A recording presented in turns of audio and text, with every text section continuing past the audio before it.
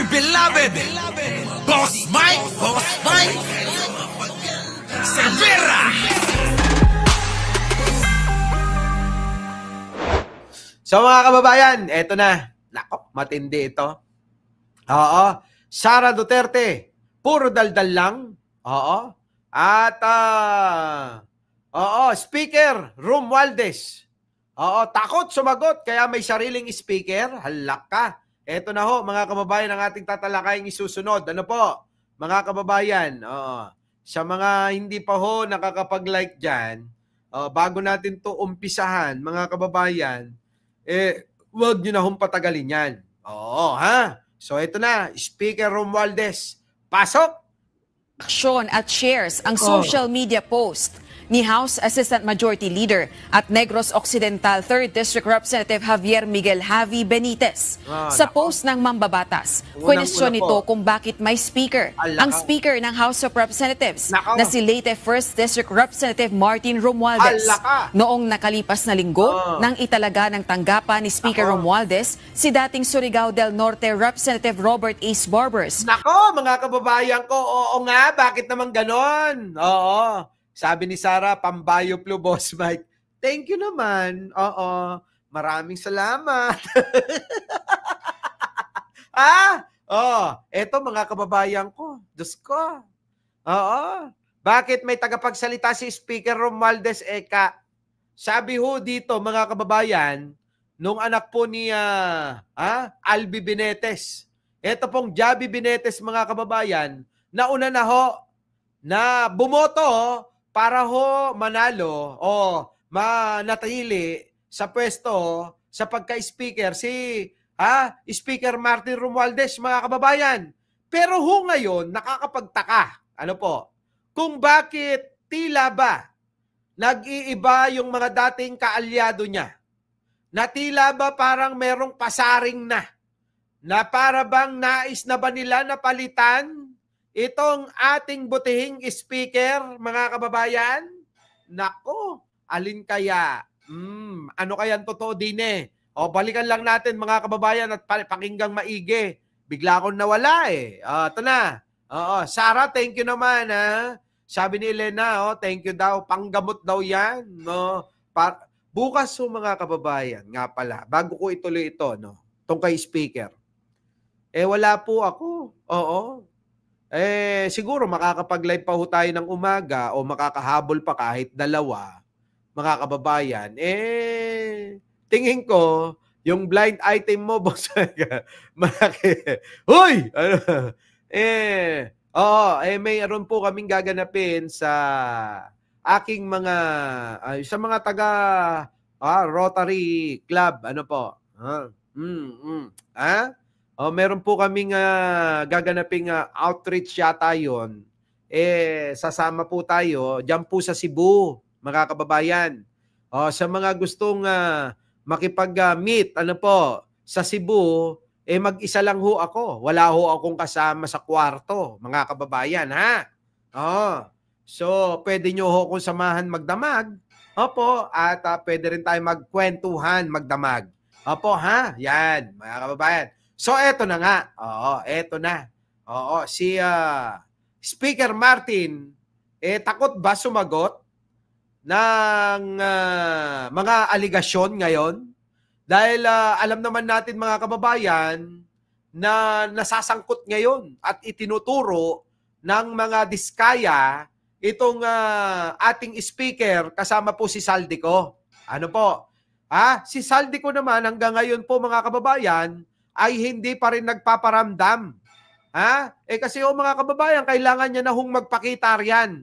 Kasi mga kababayan, talagang nagkakalaglagan na. Ano po? Eto na. Umani ng reaksyon at shares ang social media post ni House Assistant Majority Leader at Negros Occidental 3rd District Representative Javier Miguel Javi Benitez. Sa post ng Mambabatas, question nito kung bakit may speaker. Ang speaker ng House of Representatives na si Leyte 1st District Representative Martin Romualdez. Nako, bakit nga ba? Unang-una po, bakit may speaker ang speaker ng House? Baka naman natatakot sumagot. Baka naman ayaw sumagot. Ano na ho si Abante, di po ba? yung pong si Princess Abante, bakit hindi na lang yun? Oo, speaker. Bakit hindi na lang yun yung pasagutin mo? Di ba? Doble-doble. Meron pang Ace Barbers. Halos lahat na lang tagapagsalita mo Di ba? Oo. Pati yung mga kaibigan natin, tagapagsalita mo na nga Oo, di po ba? Ano na? Iko ng speaker. Nag-like na, nag-share pa. Talaga naman. Eto na. Noong nakalipas na linggo, nang italaga ng tanggapan ni Speaker Romualdez si dating Surigao del Norte Representative Robert Ace Barbers bilang Chief Communications Officer ng kanyang tanggapan.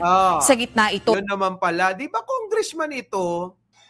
Ano ba, natalo na ba itong si Ace Barbers, mga kababayan? Kasi yung mga kababayan, di ba? Congressman yan Barbers bilang chief talaga ng tanggapan ni Speaker Romualdez si dating Surigao del Norte Representative Robert Ace Barbers. Wala na. Tapos na yata mga kababayan kaya binigyan ng trabaho. Bilang Chief Communications Officer ng kanyang tanggapan. Sa gitna ito ng mga aligasyong dawit si Speaker Romualdez sa mga maanomalyang flood control projects ng pamahalaan. Ayan na nga ba dapat magsagot, magsalita. Diba? Dapat palabasin si Saldico. Diyan natin maliliwanag. Mga kababayan doon tayo sa katotohanan, gusto nating malaman. Di po ba? Alam ko naman ganun din kayo. Di po ba? Siguro panahon na para ilabas ng alin? Ni speaker itong si Saldico. Pauwiin na. Pauwiin na.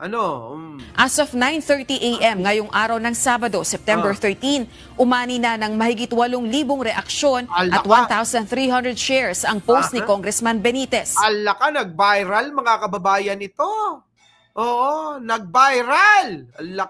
Sige. Kabilang narito ang nagbitiw na House Assistant Majority Leader at tumiwalag sa National Unity Party na si Cavite 4th District Representative Francisco Kiko Barsaga. Ako wala akong bilib diyan kay Kiko Wala akong bilib. Tinuligsa ni Representative Barsaga ang isang speaker ng House of Representatives na hindi anya kayang magsalita para sa kanyang sarili. Oo nga naman. Hindi ako bilib kay Kiko pero teka, bakit ganun? Speaker, pagtanggol mo yung sarili mo. Diba? Pagtanggol mo yung sarili mo. Huwag ganyan, kita mo, marami nang nakakapansin, diba? At mas okay na, parang si Pangulo, di po ba? Kapag ka may tanong sa kanya, nasasagot niya. Ngayon mga kababayan, siguro si Speaker, kailangan niya ring sumagot. Hindi po pwedeng magtatago ka sa mga pantalon ng mga tagapagsalita mo. Bulol kasi Grabe ka naman, Leonora Brown. Hindi naman. Magaling nga magsalita yun lalong-lalo na sa Ingles. Di ba ba? Di ba? Sabi ni Let Reyes, Mike Cervera, wag kang manlalalaki sa Cebu. Sabi ni Jen, alam nyo kung di bali na daw akong manlalaki, wag lang daw ako mambababae. Alam nyo na. Eto na. Joke lang. Tuloy. Kapwa neophyte lawmakers sina Congressman Barsaga at Benitez. Yan na mga kababayan ko, yung mga neophytes. Hirap magtagalog din si speaker.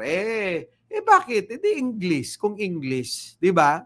Mga kababayan, maiintindi naman, mauunawaan naman ng kababayan natin yan. Di ba? Taga-wire ng speaker. Diyos ko, di nga niya kaya ipagtanggol sarili niya. Sabi rito ni Ben Wiche, talk to my attorney. Sabi, ano po? Libre ka na, boss. Libre na ako niyan, mga kababayan. Ngayon, baka sa pagtatago ninyo speaker, Speaker Martin, baka sa pag-iwas-iwas ninyo at pagkuha nyo pa ng mga taga-pagsalita nyo, baka lalong pag-isipan ng hindi maganda yan. Di po ba? Alam naman natin na mas maganda na kung sino yung inaakusahan at nasasangkot sa mga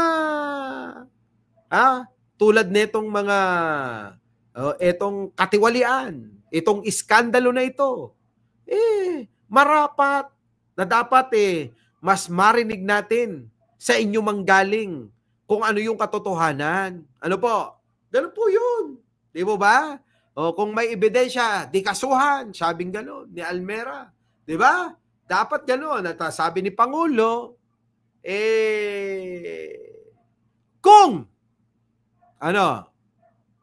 kung sakali na mapapatunayan, na may kasalanan, panagutin. Sabi, ang bilin mga kababayan, walang sisinuhin. Lahat panagutin. Kita nyo mga kababayan ko, 'di ba? Naku, late na si Delia sa Coco. Wala na, hindi na 'to nag-enjoy. Balik ka dun sa umpisa para mag-enjoy ka. Yan, mga kababayan ko 'Di mo ba? Ako basta ako mga kababayan, pinanghahawakan ko po yung sinasabi ni Pangulong Bongbong na walang sisinuhin. Kamag-anak, congressman, kaibigan, senador, kung may kasalanan, dapat managot. Doon ho ako. Ano po? Doon po ako. Itataya yung pato ko. Ano po? Doon po ako tataya ng pato sa binitawang salita ni Pangulo. Diba? Yan, mga kababayan. Our beloved Boss Mike Severa.